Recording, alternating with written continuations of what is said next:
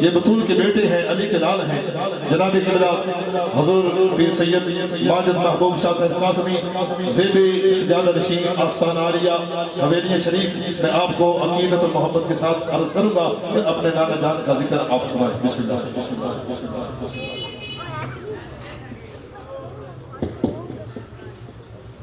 شریف پڑھی اللہم صلی علی سیدنا مولانا محمد وعلی آل سیدنا مولانا محمد وبارک وسلم۔ الصلاة والسلام علیکہ یا رسول اللہ، الصلاة والسلام علیکہ یا حبیب اللہ، الصلاة والسلام علیکہ یا رحمت للعالمین وعلی آلک واصحابک یا سید الاولین والآخرین۔ الحمدللہ الحمدللہ جل وعلا، وصلی اللہ وسلم علی نبیہ المصطفى رسولہ المجتبى امینہ علی وحی السماء خاتم الرسل والانبیاء سیدنا وسندنا ونبینا ورسولنا وحبیبنا وطبیب قلوبنا ولبیبنا محمد المصطفى وعلى آله النجباء وأصحابه الأتقياء ومن بهديهم اقتدى إلى يوم الجزاء. أما بعد فأعوذ بالله من الشيطان الرجيم. بسم الله الرحمن الرحيم. وحشر لسليمان جنوده من الجن والإنس والطير فهم يوزعون حتى إذا أتوا على واد النمل قالت نملة يا أيها النمل ادخلوا مساكنكم. صدق الله مولانا العظيم. رب اشرح لي صدري ويسر لي أمري واحلل عقدة من لساني يفقهوا قولي.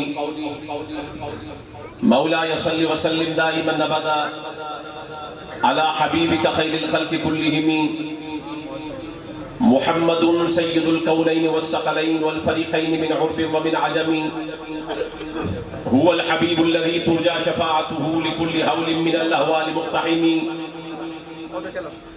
ثم الرضا عن ابي بكر وعن عمر وعن علي وعن عثمان ذي الكرم وكلهم من رسول الله ملتمس غرفا من البحر او رشفا من الديم عليك من المليك بكل وقت صلاتي في الجنان لها أداء إذا ختمت تعاد فكل تال له وقف عليها وابتداء. رب نے اپنے فضل سے پیدا وہ محسن کر دیا، رب نے اپنے فضل سے پیدا وہ محسن کر دیا جس نے اس ظلمت قدے میں آتے ہی دن کر دیا. اور چاند کے ٹکڑوں پہ تیری انگلیاں دانتوں میں ہیں. تم حیران بیٹھے ہو، چاند کے ٹکڑوں پہ تیری انگلیاں دانتوں میں ہیں اور اس نے ایک انگلی سے ناممکن کو ممکن کر دیا. اور یہ روزے کن سے بھی پہلے زمانے کی کہانی ہے، یہ روزے کن سے بھی پہلے زمانے کی کہانی ہے.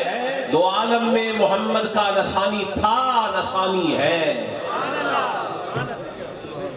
اور سراپا عشق حق بن کر حسینوں کے حسین آئے، سراپا عشق حق بن کر حسینوں کے حسین آئے. مبارک آپ سب کو رحمت للعالمین آئے.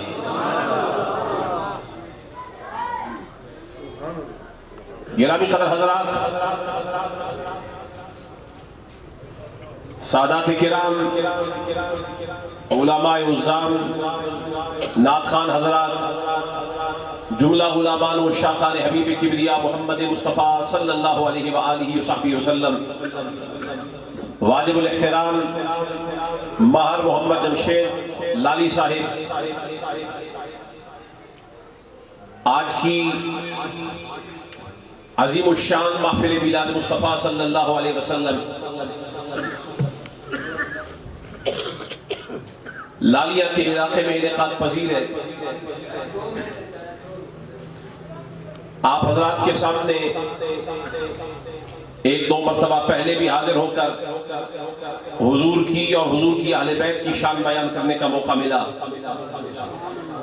ایک دو پروگراموں کے اندر اندازہ ہو جاتا ہے طبیب تگڑا ہو طبیب تو وہ مریض کی نبضوں پر ہاتھ رکھ کر چند ثانیوں میں اندازہ لگا لیتا ہے کہ قابل علاج ہے یا لا علاج ہے.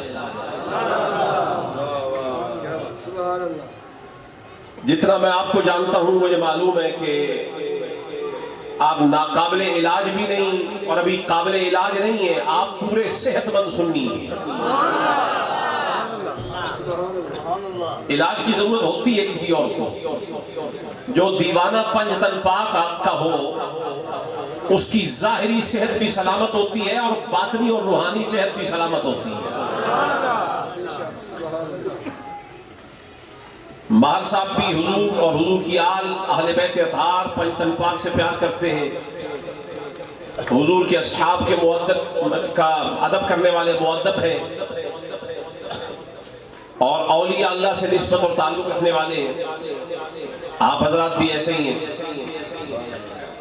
آج کے پروگرام کے لیے غالباً محرم شریف میں یہاں کسی علاقے میں واللہ کے علاقے میں پروگرام کے لیے حاضر ہوا تو ان کی محبت کے جاتے ہوئے مجھے جاوید صاحب کے توسط سے مجھے انہوں نے روکا پروگرام سے پہلے اور کہا کہ چند لمحے میرے گھر میں دعا کے لیے.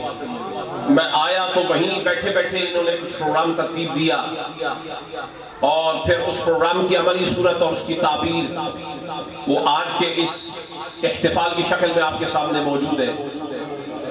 محبت والے لوگ ہیں. دعا ہے کہ اللہ تعالیٰ ان کا یہ ڈیرہ بھی سلامت رکھے، انہیں بھی سلامت رکھے تاکہ ان کے ذریعے سے آپ حضور کے تذکار سنتے رہا کریں، حضور کا ذکر سنتے رہا کریں.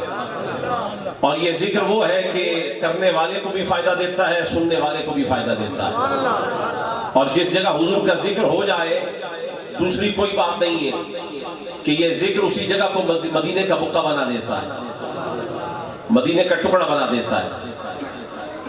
جتنی دیر تک یہ محفل جاری رہتی ہے یہ حقیقت ہے. بلکہ حضور کی ایک حدیث ہے، حضور نے فرمایا کہ اے صحابہ تم جب جنت کے باغوں میں سے گزرا کرو تو جنت کے پھل اور میوے چن چن کر کھایا کرو. اذا مررتم بریاض الجنت فارتعوا، جب تم جنت کے باغوں سے گزرو تو پھل اور میوے چن کے کھایا کرو. صحابہ نے عرض کیا یا رسول اللہ یہ جنت کے پھل اور میوے ہیں کیا؟ تو حضور نے فرمایا کہ حلق الذکر، وہ جہاں پر تم بیٹھ کر اللہ کا ذکر کرتے ہو نا، ذکر تمہارے منہ سے نکلتا ہے، اللہ اس جگہ کو جنت کا باغ بنا دیتا ہے. تو اگر اللہ کا ذکر کیا جائے تو جس جگہ کیا جائے وہ جگہ جنت کا باغ بن جاتی ہے. تو پھر اتنا بھی تو کمزور ایمان نہیں ہونا چاہیے کہ بندہ یہ بھی نہ مانے کہ جہاں نعت پڑھی جاتی ہے وہ جگہ مدینے کا ٹکڑا بن جاتی ہے.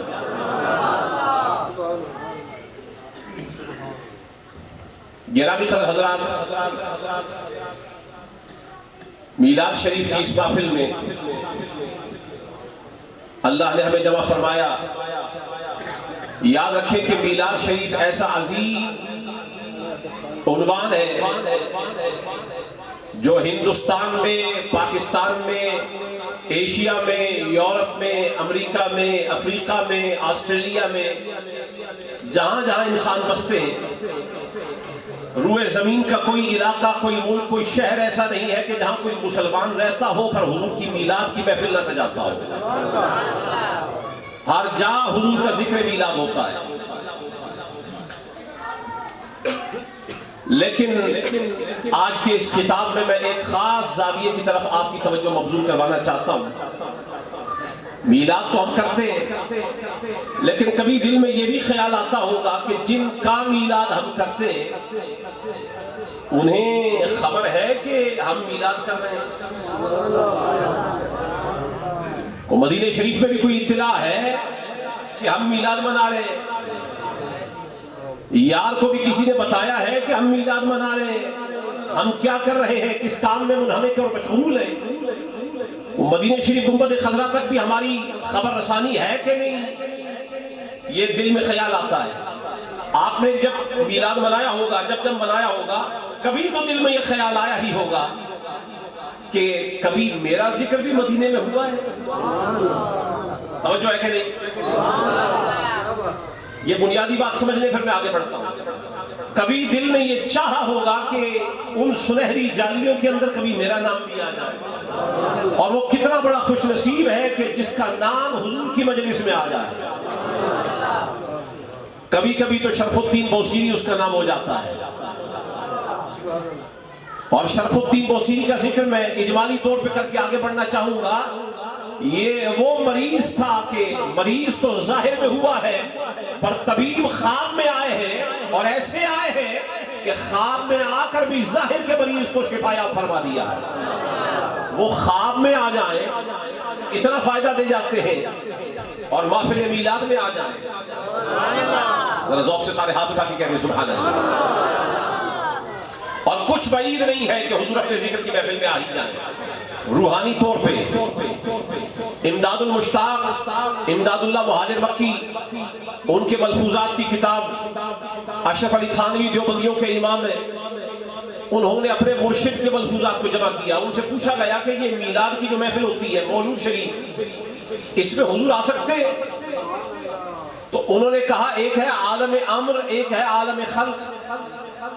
عالم خلق کہتے ہیں جو آپ جسم میرا دیکھ رہے ہیں، جسے میں چھو رہا ہوں، محسوس کر رہا ہوں، یہ ہے عالم خلق، یعنی وجودی اعتبار سے، جسمانی اعتبار سے۔ اور ایک ہے عالم امر، روحانی اعتبار سے۔ تو دیوبندیوں کے پیر نے یہ کہا، اور پیر بھی ایسا جو پیر مہر علی کا بھی پیر ہے،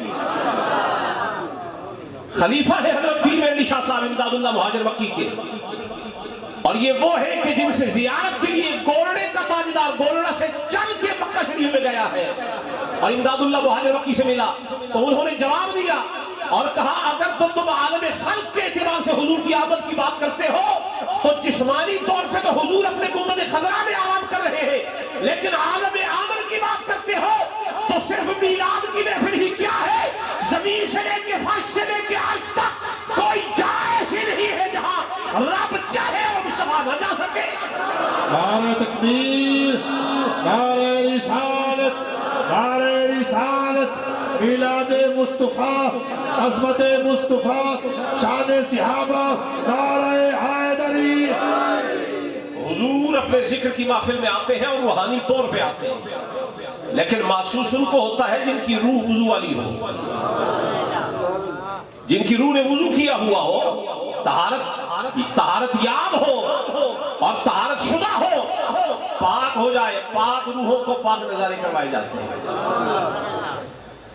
لیکن دل میں یہ خیال تو کبھی آتا ہوگا لالیہ میں بیٹھنے والے سنی حضرات کہ کبھی حضور کا ذکر کرنے پر میرا بھی کبھی وہاں ذکر ہوا ہوگا۔ یہ جو جمعہ کا دن ہے نا، اس کے فضائل میں ایک حدیث شریف آتی ہے، حضور نے فرمایا جو شخص جمعہ کے دن مجھ پر درود پڑھے، آج کیا دن ہے؟ آج سوموار کا دن ہے، یہ دن بھی سرکار کا دن ہے، سوموار کا دن ہے، یہ دن بھی سرکار کا دن ہے۔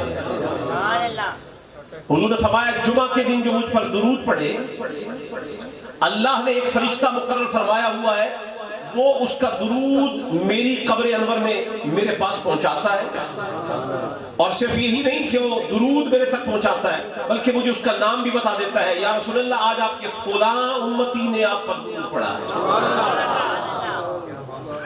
اس حدیث سے یہ تو معلوم ہوا کہ امتیوں کا ذکر، درود پڑھنے والوں کا ذکر حضور کی مجلس میں ہوتا ہے۔ حضور کی مجلس میں ربی کے بولتے ہیں، حضور کی مجلس میں ہوتا ہے، بہت بڑی مجلس ہے، بعد از خدا بزرگ توئی قصہ مختصر، سب سے بڑی جو مجلس ہے مجلس خداوندی کے بعد وہ یہ مجلس ہے۔ وہ جو مجلس حضوری والی ہے نا بارگاہ خدا میں، وہاں تو لا یسعنی فیہ ملک مقرب ولا نبی مرسل، وہاں نبی مرسل ہی جاتے ہیں، ہر ایک کی یہ مجال نہیں کہ وہاں دم مارے، لیکن مجلس مصطفیٰ میں ذکر عشقوں کا ہوتا ہے۔ کب؟ حضور نے فرمایا جمعے کے دن درود تم پڑھتے ہو، تمہارا ذکر میرے سامنے کیا جاتا ہے، فرشتہ نام بتاتا ہے، اور صرف یہی نہیں کہ جس نے درود پڑھا اسی کا نام بتا دیا، اس کے باپ کا نام بتایا جاتا ہے، اس کا شجرہ بتایا جاتا ہے، پورا شجرہ وہاں مذکور ہوتا ہے حضور کی بارگاہ میں، یعنی درود تم نے پڑھا، تمہارے باپ کا بھی ذکر آ گیا، تمہارے شجرے کا بھی ذکر آ گیا، اور حضور فرماتے ہیں کہ میں اس کے نام کو اور اس کے شجرے کو اپنے پاس صحیفہ بیضاء سفید دفتر ہے، رجسٹر ہے، اس میں لکھ لیتا ہوں۔ یہ لکھنا کیوں؟ فرمایا اس لیے کہ آج یہ مجھ پر درود پڑھ رہا ہے، اور کل قیامت کے دن جب میں شفاعت پر آمادہ ہوں گا تو میرے وہ دیوانے جو ساری زندگی مجھ پر درود پڑھتے رہے ہیں وہ کہیں مارے مارے نہ پھرتے رہے، دفتر موجود ہوگا، دفتر کھول لوں گا اور نام لیتا رہوں گا تاکہ نام لے کر اپنے دیواروں کو پکار کر میں شفاعت کرتا چلا جاؤں گا۔ نام لکھے جائیں گے۔ لیکن لالیہ والے حضرات، میں آپ سے پھر بار دیگر پوچھتا ہوں، کبھی تو خیال آیا ہوگا کہ میں نے میلاد منایا ہے، شاید میرا بھی کوئی نام آیا ہوگا،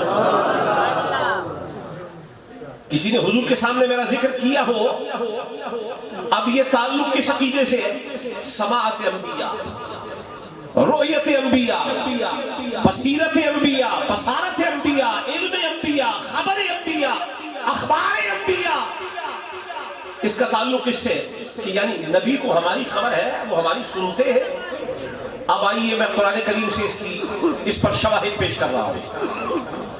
یہ ساری پیچھے تمہید پیش کر دی، اب سے خطاب شروع ہو رہا ہے، لیکن خطاب میں شروع تب کروں گا جب آپ ذرا ذوق سے ایک دفعہ سبحان اللہ کہہ دیں تاکہ محفل کا رنگ بن جائے۔ اور ہاتھ اٹھا کے سارے کہہ دیں، ہاتھ اٹھا کے۔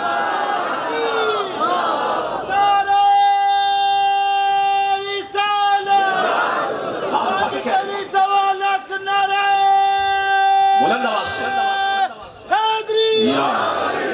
ماشاءاللہ۔ قرآن کریم سورہ نمل ارشاد ہوا وَحُشِرَ لِسُلَيْمَانَ جُنُودُهُ مِنَ الْجِنِّ وَالْإِنسِ وَالطَّيْرِ، اور جمع کر دیے گئے نبی سلیمان علیہ السلام کے لیے ان کے لشکر، من الجن لشکر میں جنات شامل ہیں، والانس انسان شامل ہے، والطیر پرندے شامل ہیں، فہم یوزعون، اور پھر ان کی جماعتیں بنا دی۔ لشکر نبی کا ہے اور اس میں گروہ در گروہ ٹولیاں ہیں، انسانوں کی ٹولیاں، جنوں کی ٹولیاں، پرندوں کی ٹولیاں، اور مفسرین نے لکھا ہے کہ وحوش جانوروں کی بھی ٹولیاں تھیں۔ کہیں انسان کھڑے ہیں، کہیں جن کھڑے ہیں، کہیں پرندے کھڑے ہیں، کہیں جانور کھڑے ہیں، ایک بڑا لشکر تیار ہو رہا ہے، اور اس کا قائد ایک نبی ہے جسے سلیمان علیہ السلام کہا جاتا ہے۔ نبی سلیمان قائد ہے، پیچھے اتنی ٹولیاں ہیں، اور یہ لشکر چلا، اکٹھا ہو کے چلا۔ ہم جب میلاد کا جلوس نکالتے ہیں لوگ ہم سے دلیل مانگتے ہیں، یہ جلوس کی دلیل کہاں ہے؟ میں نے کہا سورہ نمل میں ہے کہ نبی سلیمان علیہ السلام نے بھی ایک دن جلوس نکالا تھا، اس جلوس میں پرندے بھی آ گئے تھے، اس جلوس میں جانور بھی آ گئے تھے، اس جلوس میں انسان بھی آ گئے تھے، اس جلوس میں جنات بھی آ گئے تھے۔ جب مختلف طبقات خلق جمع ہو گئے، قیادت نبی فرما رہا ہے، اور جلوس کی عظمت بتاؤں، تفسیر روح البیان کے اندر آتا ہے کہ یہ جلوس تقریباً 12,000 مربع میل پر محیط تھا۔ کتنا لمبا چوڑا؟ کتنا؟ میں نے 12,000 کلومیٹر نہیں بولا، 12,000 مربع میل بولا ہے۔ کلومیٹر اور ہوتا ہے، میل اور ہوتا ہے، 1.5 کلومیٹر کا 1 میل بنتا ہے۔ نبی جلوس لے کے نکلے تو چھوٹا نہیں ہوتا، 12,000 مربع میل کا ہوتا ہے۔ لالیاں سے یہ جہاں ہم بیٹھے یہاں سے سرگودا کتنا؟ 35 کلومیٹر بس یہاں سے سرگودا۔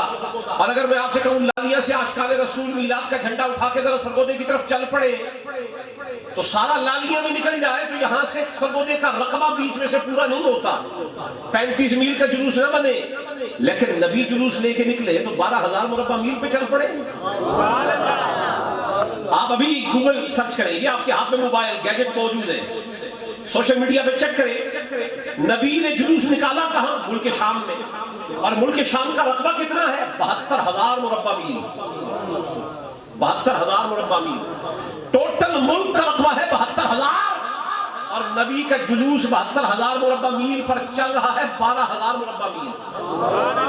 معلوم یہ ہوا 72,000 کو تقسیم کر دیا جائے 12 پہ تو 6 آتا ہے، یعنی پورے ملک کے چھٹے حصے پر تو نبی جلوس لے کے جا رہا تھا۔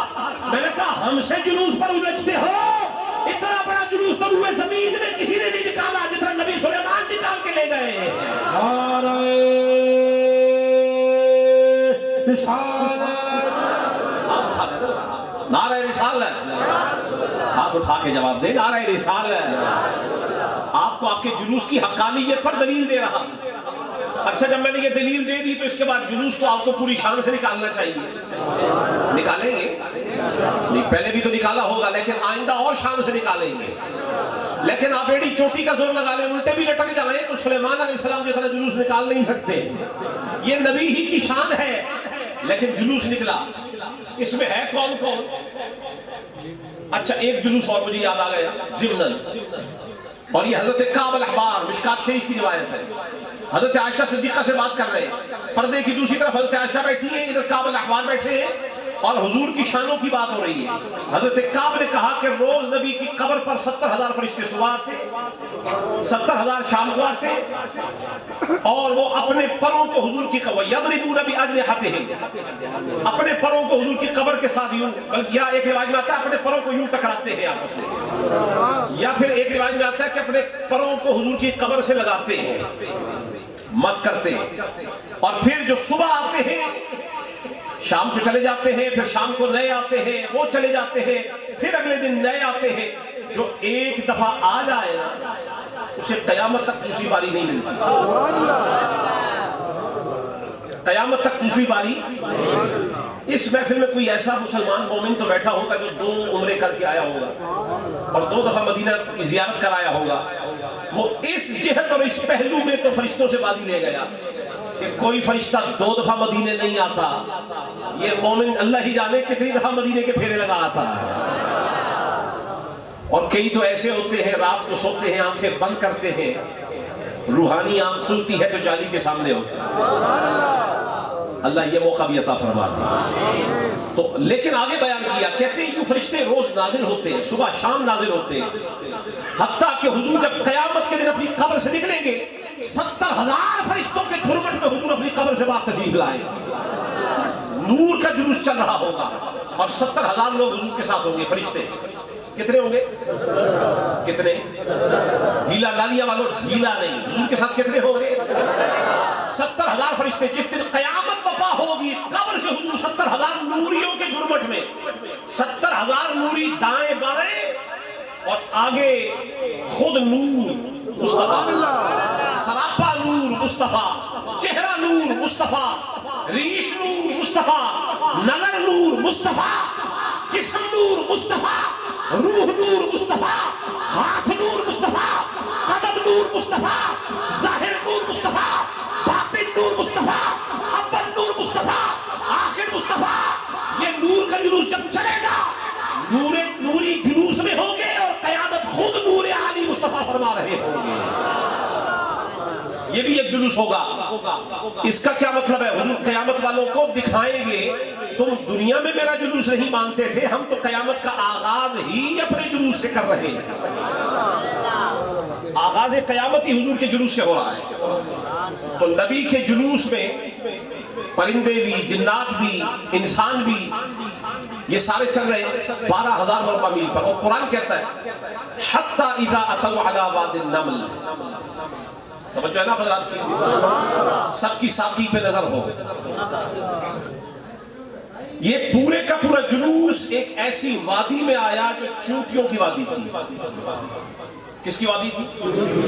बुलंद आवाज से बोले, किसकी वादी थी? चूंटियों की। आप यहां सरगोदा में चूंटियों को क्या कहते हैं? कीड़ियां।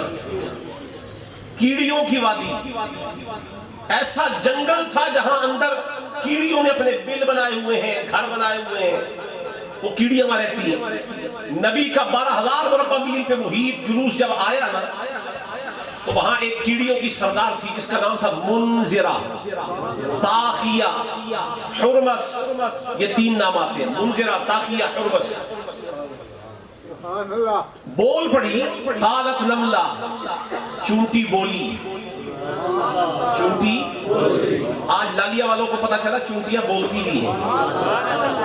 चूंटियां बोलती भी हैं, लेकिन समझ उन्हीं को आती है जिनके कान होते हैं। कालत नमला, नमला बोली। आपको मालूम है जिस वक्त ये चूंटी بولتی ہے تو یہ بولتی کیسے ہے؟ کیا اس کی زبان ہماری طرح ہوتی ہے؟ منہ ہوتا ہے؟ نہیں، اس کے آگے دو فیلرز ہوتے ہیں، فیلرز، انگریزی والے کہتے ہیں فیلرز، محسوس کرنے والے دو آگے کے پاؤں. یہ ان دو پاؤں کو نا ایسے ایسے ٹکراتی ہے، ایسے. وہ جب آپس میں ٹکرتے ہیں تو ان سے ایک آواز پیدا ہوتی ہے، آواز پیدا ہوتی ہے. جیسے دو لکڑیوں کو آپس میں ٹکرایا جائے تو آواز پیدا ہوتی ہے. چونٹی اپنی ٹانگوں کو ایسے کرتی ہے تو ایک آواز نکلتی ہے. وہ آپ کو اور مجھے نہیں آتی، وہ چونٹیوں کو آتی ہے. اس سے ان کی بولی کے لفظ بنتے ہیں، اس کو معنی کا لباس پہناتی ہے، بات سناتی ہے. یہ چونٹی بولی. یہاں میں اللہ کی توحید نہ بیان کروں تو زیادتی ہو جائے گی. میں نے حضور کی ایک حدیث شریف پڑھی، حضور نے فرمایا کہ اللہ تعالیٰ وہ اتنا اپنے بندے کے معاملات سے باخبر ہے، اس کے علم کی شان ایسی ہے، اس کی خبر کی شان ایسی ہے کہ شدید جاڑے میں اگر صحرا کے اندر کسی چٹان کے اوپر ایک چونٹی چل رہی ہو، چونٹی یوں چل رہی ہو، تو حضور فرماتے ہیں اس کے قدم، پیر جہاں لگتے ہیں، اس کے پیروں کی جو چاپ ہے نا چونٹی کے، اللہ تعالیٰ وہ بھی سنتا ہے.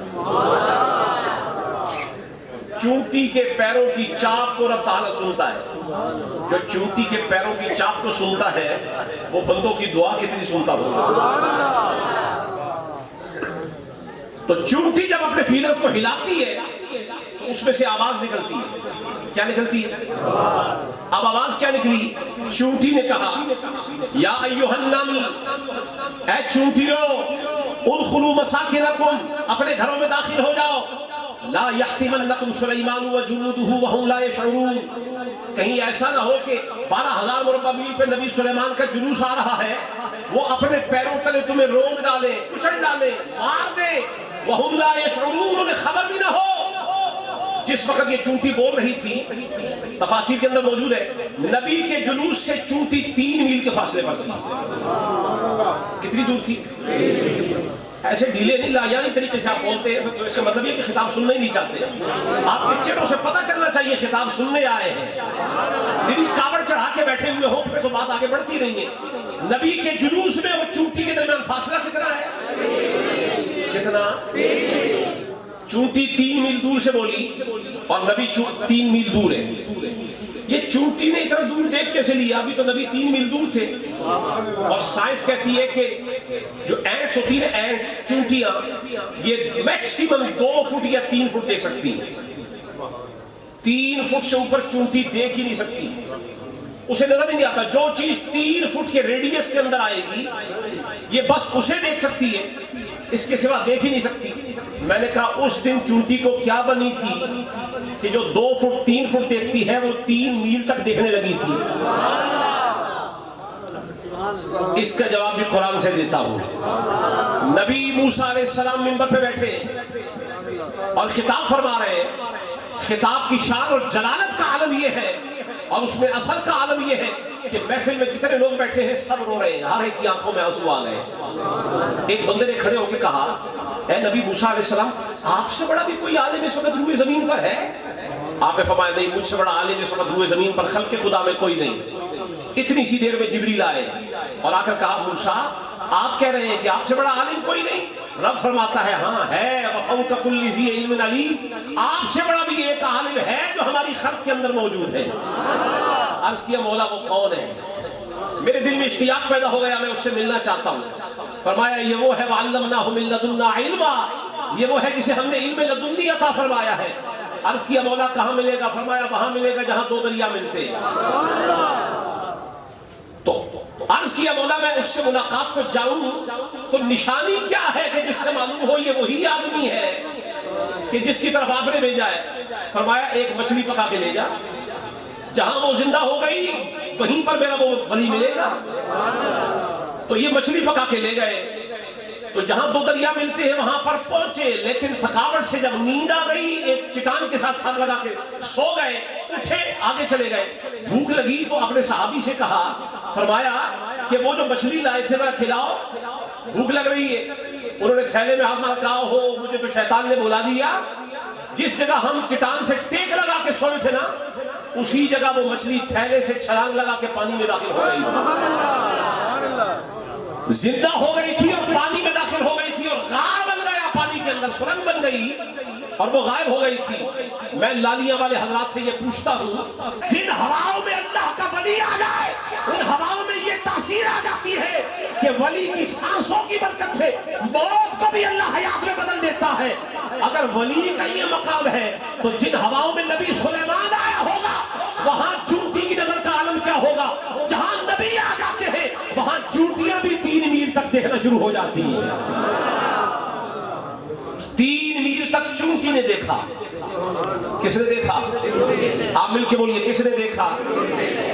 اچھا آپ تو سارے چونٹی, ہم میں سے تو کوئی بھی نہیں ہے, ہم تو سارے انسان ہیں اور انسان کی نظر چونٹی سے تو زیادہ ہے. یہ جتنے پیچھے تک بیٹھے ہوئے لاسٹ میں بالکل آخری رو میں جو بیٹھے ہیں, وہ جو پیچھے کھڑے ہیں, ذرا ایک منٹ ہاتھ کھڑا کریں ذرا, پیچھے والے آپ کو میں نظر آ رہا جی؟ اگر آ رہا ہوں تو ذرا کیا دے جی نظر آ رہے ہیں؟ آ رہے. کتنا فاصلہ ہے میرے اور آپ کے درمیان؟ 50 فٹ. آپ 50 فٹ سے مجھے دیکھ رہے ہیں, چونٹی نے 3 میل سے دیکھا. میں آپ کو کہتا ہوں آپ ایک طاقتور چشمہ لگا کر نکل جائیں یہاں سے سرگو سے. ابھی مجھے بتایا کتنا فاصلہ ہے؟ چلے لالیاں سے 3 میل کیا ہے؟ ونوکا جو آپ کا علاقہ ہے نا, ونوکا شاہ صاحب فرما رہے ہیں وہ یہاں سے 3 میل ہے. یہاں سے کھڑے ہو کے کوئی آدمی مجھے بتا دے ونوکا میں کیا ہو رہا ہے جی؟ نہیں بتا سکتے نا. انسان ہو کے آپ ونوکا کے حالات نہیں بتا سکتے. چونٹی نے اس دن یہ کیسے بتا دیا کہ 3 میل دور سے نبی کا جلوس آ رہا ہے؟ کہا جس ہوا میں نبی آ جائے. ابھی تو یہ نبی کے اس ماحول میں آنے کی برکت یہ ہے کہ چونٹی کی نظر میں یہ تاثیر آ جاتی ہے. میں نے کہا اس حسین کی عظمت کا عالم کیا ہوگا جس کے منہ میں لعاب مصطفیٰ کا ہے. اس حسن کی عظمت کا عالم کیا ہوگا جو سوارے پشت مصطفیٰ ہے. اور اس علی کے وجود کا عالم کیا ہوگا جسے نبی نے لحم کا لحمی فرمایا ہے. نبی سلیمان آ جائے تو چونٹی کی اتنی نظر ہو جاتی ہے, نبی مصطفیٰ کی عظمت کا عالم کیا ہوگا. 3 میل سے چونٹی نے دیکھا. 3 میل دور سے, وہ بولیے نا, 3 میل دور سے چونٹی نے. کوئی حضرت عمر سے بھی تو پوچھے کہ 100 میل 1000 میل دور لشکر اسلام پھنس گیا. حضرت ساریہ لشکر کے قائد ہے اور منبر رسول پہ کھڑے ہیں, جمعے کا خطبہ دے رہے ہیں. دوران خطبہ حضرت عمر فاروق نے کہا یا ساریہ الى الجبل, یا ساریہ الى الجبل. ساریہ تو مدینے میں ہے ہی نہیں, اے ساریہ پہاڑ کی طرف چلا جا, پہاڑ کی طرف چلا جا. وہ بندہ ہی مدینے میں نہیں ہے جسے حضرت عمر پکار رہے ہیں. لیکن لشکر واپس آیا, پوچھا تیرا نام عمر نے خطبے میں لیا تھا, ماجرا کیا ہے؟ کہا ہاں تم سچ کہتے ہو, ہم چاروں طرف سے گھر گئے تھے, راستہ ملتا نہیں تھا, پر یہ نظر عمر کی ہے کہ 1000 میل دور سے دیکھ لیا لشکر اسلام پھنس گیا ہے. اگر عمر کی نظر کا یہ عالم ہے تو محمد عربی کی نظر کا عالم کیا ہوگا؟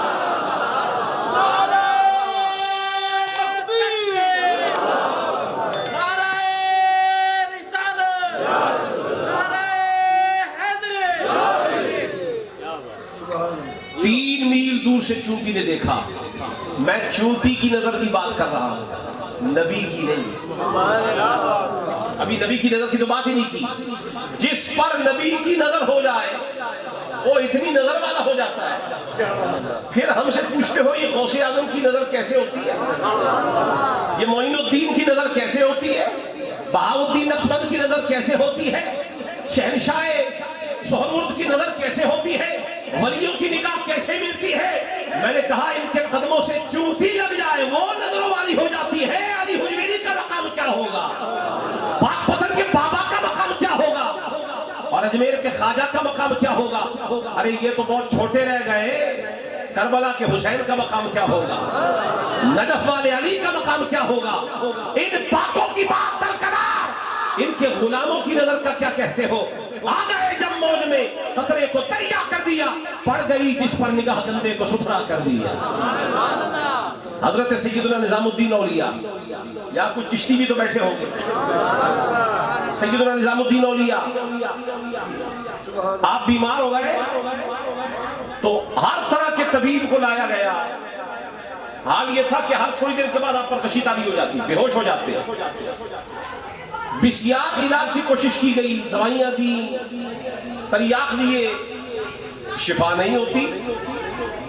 آخر کسی نے کہا، حضرت جب ہوش میں آئے گا تو کسی نے کہا مریدوں میں سے کہ حضور ایک سادھو ہے، سادھو ہندو ہے تو ہندو، پر اس کی نظر میں اتنی تاثیر ہے، جس پر نظر ڈالتا ہے اس کو اٹھا کے بٹھا دیتا ہے، آپ اجازت دیں تو ہم اس کو جا کے لے آتے ہیں، وہ آپ کو صحت یاب کر دے گا۔ آپ نے فرمایا نہیں، میں محمدی ہوں، غیر محمدی سے علاج کیسے کرواؤں؟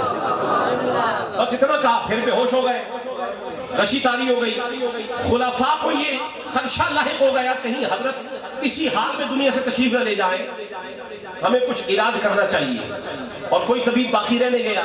کہا حضرت نے منع فرما دیا نا، اب اجازت نہیں لیتے، سادھو کو لے آتے ہیں، علاج ہو جائے، معمولی سی یہ جو نافرمانی ہو جائے گی، اس کے بعد ہم معافی مانگ لیں گے، معافی تلافی ہو جائے گی، لیکن حضرت تو چنگے بھلے ہو جائیں گے۔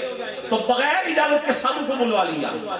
ہندو سادھو کو جب خبر ہوئی نا، اس نے اپنے پورے علاقے میں یہ جنگل میں آگ کی طرح بات پھیلا دی کہ آج مسلمانوں کے بڑے قسیس کو شفا دینے میں جا رہا ہوں، آج ہمارے دین کی فتح کا دن ہے۔ ایک بڑا لشکر لے کے وہ بھی نکل آئے، ڈھول باجے ساتھ لے کے آ گئے کہ آج ہمارا دین فتح یاب ہونے جا رہا ہے۔ ایک پورا لشکر آ گیا، سادھو آگے آگے، نظام الدین اولیاء کے حجرے میں سادھو داخل ہوا، اندر آیا نا تو اس نے نظر ڈالی، وہ مسمرزم کا عامل تھا۔ مسمرزم کیا ہوتا ہے کہ نظر سے تاثیر نظر میں ہو، نظر ڈالی ایسے نظریں جما کے بیٹھ گیا، تاثیر تو تھی اس کی نظر میں، اٹھا کے بٹھا دیا۔ حضرت نظام الدین اولیاء جب اٹھ کے بیٹھ گئے تو دیکھا سامنے وہی سادھو بیٹھا ہے جسے لانے سے منع کیا تھا۔ آپ نے فرمایا سادھو یہ تو نے میرا علاج کیا؟ اس نے کہا جی میں نے کیا۔ آپ نے فرمایا اچھا چل اب تو نے کر ہی دیا، بتا کہ یہ تیری نظر میں یہ کمال آیا کیسے؟ کیسے آیا؟ اس نے کہا میرے گرو نے مجھے پابند کیا ہے کہ جو تیرا من چاہے تو نے اس کے خلاف کرنا ہے، بس میں اپنے نفس کے خلاف کرتا ہوں، جو میرا نفس کہتا ہے میں اس کے خلاف کرتا ہوں۔ اب نظام الدین اولیاء حرکت میں آئے، آپ نے فرمایا واقعی جو تیرا من چاہتا ہے تو اس کے خلاف کرتا ہے، اپنے من کی نہیں مانتا، نفس کی نہیں مانتا؟ کہا جی اسی لیے تو تاثیر ہے۔ آپ نے فرمایا تو اب بھی اس بات پہ کاربند ہے؟ اس نے کہا ہوں، جبھی تو آپ کا علاج کیا ہے۔ آپ نے فرمایا پھر سن، کیا تیرا نفس یہ چاہتا ہے کہ تو کلمہ پڑھ کے مسلمان ہو جائے؟ کہا نہیں۔ آپ نے فرمایا ابھی تو کہہ رہا تھا کہ جو نفس کہتا ہے اس کے خلاف کرتا ہوں، تیرا نفس تو کلمہ پڑھنے کے لیے تیار نہیں ہے، پھر کرتا کیوں نہیں؟ اس نے بھی کہا کرتا نہ تو مرتا، کرتا کیا نہ کرتا۔ اس نے کہا اوپر اوپر سے پڑھ لیتے، اوپر اوپر سے، جیسے کہ آج کل اکثر مولوی اوپر اوپر سے پڑھتے ہیں، اوپر اوپر سے پڑھ لیتے ہیں، اندر سے علی کو مانتے ہی نہیں، جانتے ہی نہیں، اہل بیت سے پیار کرتے ہی نہیں، اوپر اوپر سے روایتیں پڑھ کے سنا دیتے ہیں، لیکن سامنے کوئی سید آ جائے جو گالیاں یاد ہوتی ہے بھونک دیتے ہیں۔ آج ایسے لوگوں سے پالا پڑا ہوا ہے، ہمارے مذہب میں بھی بہت سارے اس وقت نہرو اور گاندھی گھسے ہوئے ہیں۔ خیر اس نے کہا اوپر اوپر سے پڑھ لیتے ہیں۔ جیسے ہی دل میں یہ بات آئی نا، نظام الدین اولیاء نے فرمایا، آپ نے فرمایا سادھو تو دل میں سوچ رہا ہے کہ پھنس گیا ہوں، اب نکلنے کا یہی راہ ہے کہ اوپر اوپر سے پڑھتا ہوں، بعد میں جا کے پھر ہندو ہو جاؤں گا؟ فرمایا سن، واللہ ظاہر سے کلمہ پڑھنا تیرا کام ہے، تیری نفس نفس کو کلمہ پڑھا دینا نظام الدین اولیاء کا کام ہے۔ خیر کلمہ پڑھائے، میں نظر کی بات بتا رہا ہوں، نظر کی کلمہ پڑھایا، پڑھ گیا، اب باہر نکلا، چونکہ نظام الدین اولیاء نے کلمہ پڑھایا تھا۔ جب باہر آیا تو باہر بھی بہت سارے لوگ انتظار میں کھڑے تھے کہ یہ آئے گا تو ہم جشن منائیں گے۔ ایک شخص حجرے سے باہر نکلا، یہ اسے ٹکٹکی باندھ کے دیکھتے ہیں، کہتے ہیں سادھو ہی ہے، کوئی کہتے نہیں سادھو نہیں ہے، کوئی اور ہے، تو ملتی جلتی اسی سے پوچھ لیتے ہیں۔ پوچھا تو سادھو ہی ہے؟ کہا بھائی کیا ہو گیا، میں ہی تو ہوں۔ کہا چہرہ بدلا بدلا ہے، معلوم یہ ہوا رنگ پکا بھی کتنا کیوں نہ ہو جائے، جب بندہ کلمہ پڑھ لیتا ہے، بلال حبشہ سے بھی آ جائے تو چہرہ نورانی ہو جاتا ہے۔ خیر پوچھا تو وہی ہے؟ کہا میں وہی ہوں۔ کہا یہ روپ کیسا، یہ رنگ کیسا؟ کہا بات یہ ہے کہ جب میں آیا تھا تو میں نے یہ سوچا تھا کہ بیمار وہ ہے طبیب میں ہوں، لیکن جب اندر گیا تو مجھے معلوم ہوا بیمار تو میں تھا، طبیب اندر لیٹے۔ ایک ولی کی نظر کا یہ عالم ہے تو نبی کی نگاہ کا عالم کیا ہوگا؟ نبی جن ہواؤں میں آ جائے وہاں چونٹیاں بھی 3 میل تک دیکھا کرتی ہیں، چونٹیاں 3 میل تک دیکھا کرتی ہیں۔ اچھا چونٹی نے تو 3 میل سے دیکھ لیا، قرآن سے پوچھے نبی نے کیا کیا؟ قرآن کہتا ہے جو ہی چونٹی بولی نا، اپنی چونٹیوں سے کہہ رہی تھی گھس جاؤ بلوں میں، چھپ جاؤ گھروں میں، کہیں نبی سلیمان روند نہ دے، ان کا لشکر روند نہ دے۔ فَتَبَسَّمَ ضَاحِكًا مِّن قَوْلِهَا، 3 میل دور سے نبی نے چونٹی کی آواز کو سن لیا۔ کتنے دور سے؟ کتنے دور سے؟ میں لالیہ کے سنیوں کو یہی تو بتانا چاہتا ہوں، نبی 3 میل دور سے چونٹی نے ٹانگیں ہلا کے کوئی بولی بولی تھی تو نبی نے چونٹی کی آواز کو سنا۔ جو چونٹیوں کی سن لیتا ہے وہ اپنے غلاموں کی نعتیں کیوں نہیں سنتا؟ وہ تو چونٹیوں کی بھی سن لیتے ہیں۔ آج اگر مار صاحب نے اپنے گھر کے اندر حضور کا میلاد منایا ہے تو قرآن سے یہ عقیدہ نکلتا ہے نبی تو چونٹیوں کی بھی سنتے ہیں اور 3 میل سے سن لیتے ہیں۔ اور مصطفیٰ حضور فرماتے ہیں میں اپنی ماں سیدہ آمنہ سلام اللہ علیہا کے شکم اطہر میں تھا، لوح محفوظ پر قلم کی چلنے کی آواز مجھے اپنی ماں کے پیٹ کے اندر سنائی دے رہی ہے، اور ان کی نظر اور ان کی سماعت۔ اللہ اکبر۔ اٹھائیں بخاری شریف، متن بخاری کے اندر یہ موجود ہے، حضور معراج میں تشریف لے گئے۔ کہاں تشریف لے گئے؟ ذرا بلند آواز سے بولے، کہاں تشریف لے گئے؟ معراج میں گئے تو حضور فرماتے ہیں معراج سے واپسی پر حضور فرمایا یا بلال، اے میرے دیوانے بلال، فَإِنِّي قَدْ سَمِعْتُ دُفًّا عَلَيْكَ بَيْنَ يَدَيَّ فِي الْجَنَّةِ۔ اے بلال میں جنت میں چل رہا تھا، جنت میں نے جنت میں اپنے آگے آگے تیرے قدموں کی چاپ سنی۔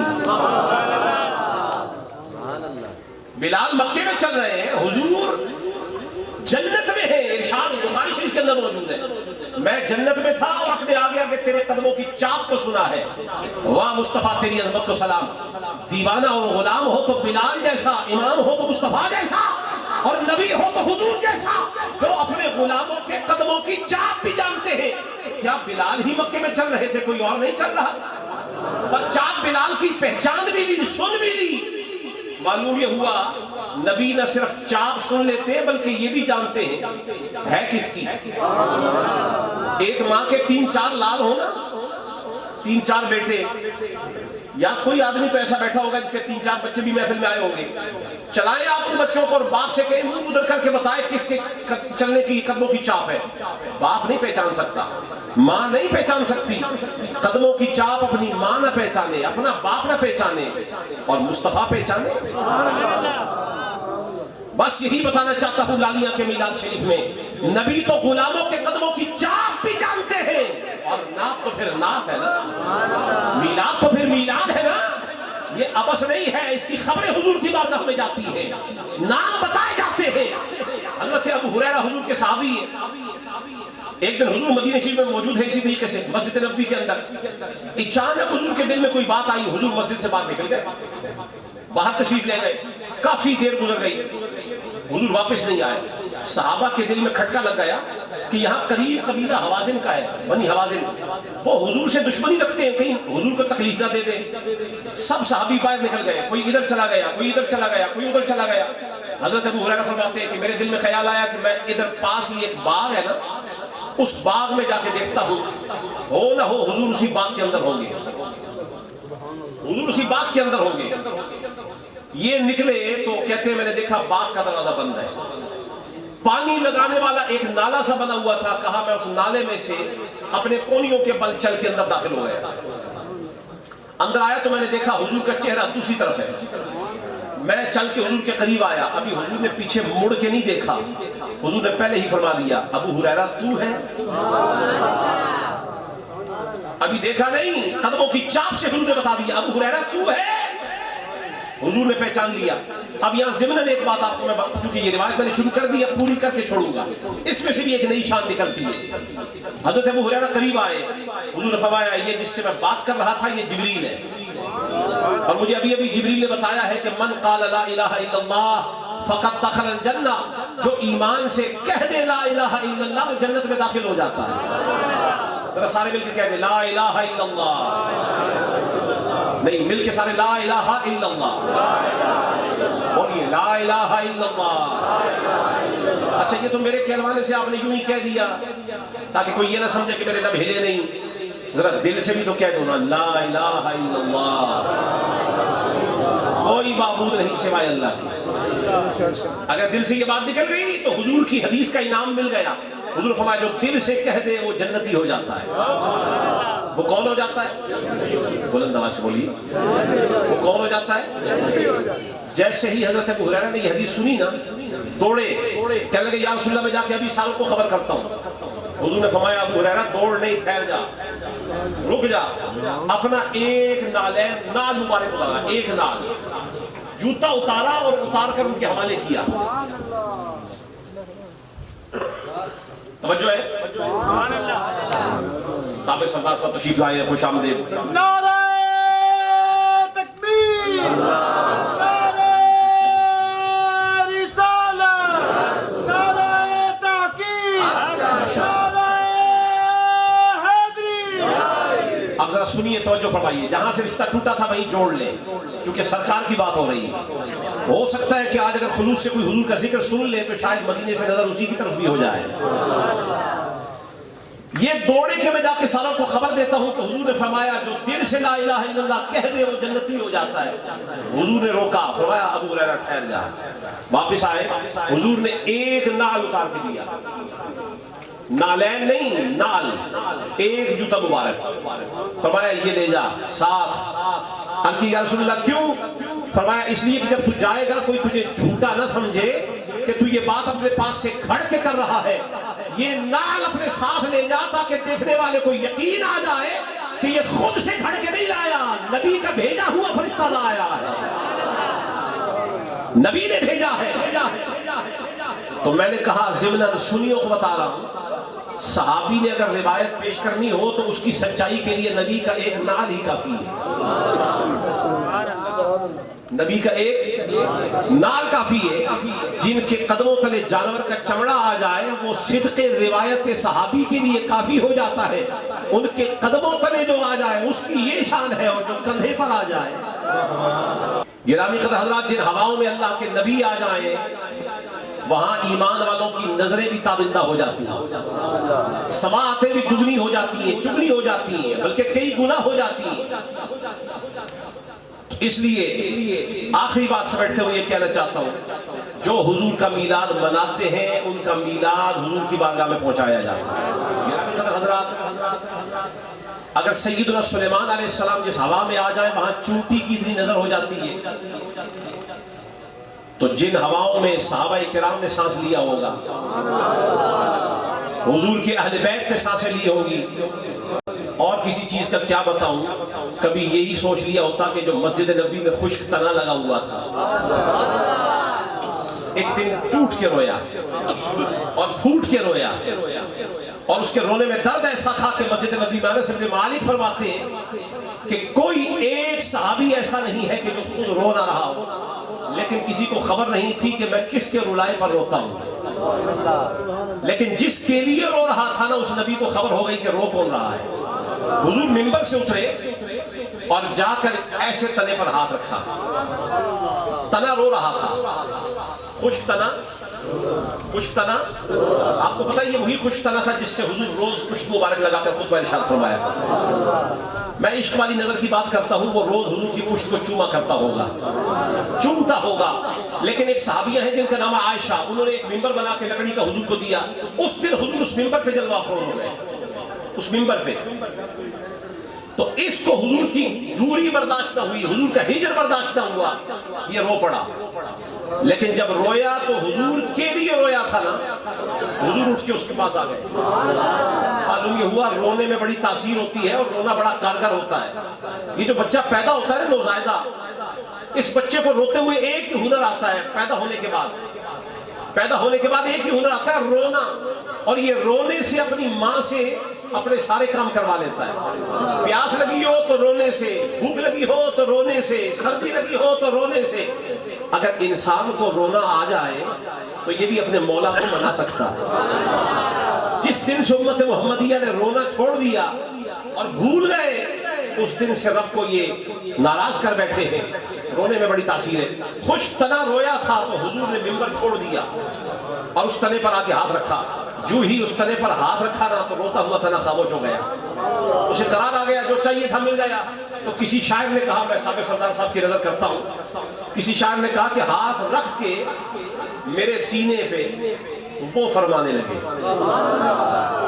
ہاتھ رکھ کے میرے سینے پہ وہ فرمانے لگے, درد کیوں ہوتا ہے, کب ہوتا ہے, اب ہوتا ہے. درد کیوں ہوتا ہے, کب ہوتا ہے, اب ہوتا ہے. اور ادا سے دیکھ لو جاتا رہے گرا دل کا, بس ایک نگاہ پہ ٹھہرا ہے فیصلہ دل. وہ جس نگاہ کے لیے رویا تھا وہ مل گئی. حضور آئے, حضور نے دست مبارک رکھا, خاموش ہو گیا. اب حضور نے اس سے کلام فرمایا. نبی سلیمان تو چونٹی کی بات کرتے ہیں نا, میرا نبی تو وہ ہے جو پتھروں سے بھی کلام کر لیتا. ابو جہل نے مٹھی میں رکھے چند کنکر اور کہنے لگا, آپ اپنے آپ کو نبی کہتے ہیں, بتاؤ میری مٹھی میں کیا ہے. حضور نے فرمایا, یہ جو تو سوال میرے پاس لے کے آیا ہے یہ میری چھایا نشان ہے ہی نہیں. مجھ سے نہ پوچھ تیری مٹھی میں کیا ہے, مٹھی والی شے سے پوچھ کے میں کون ہوں.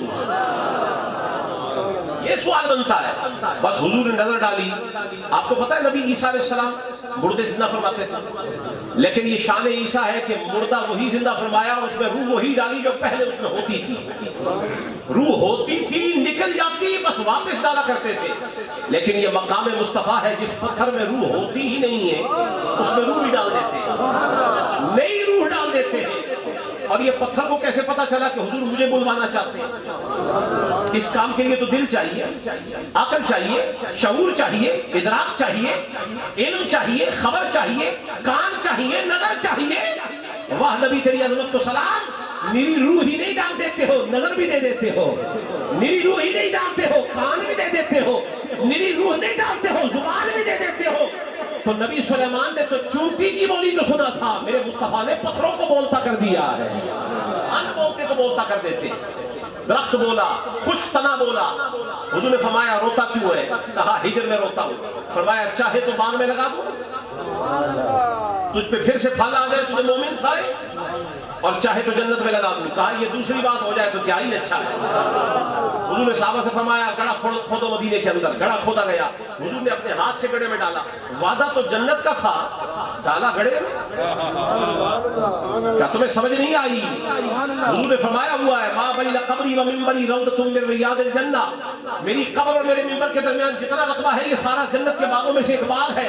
یہ باغ بنا کیسے؟ کہا یار کبھی ادھر سے ادھر جایا کرتا تھا, کبھی ادھر سے ادھر آیا کرتا تھا. جدھر ان کے قدم لگ جاتے ہیں وہ جہاں جنت بن جاتی ہے, اور جہاں نبی کا ہاتھ لگ جائے.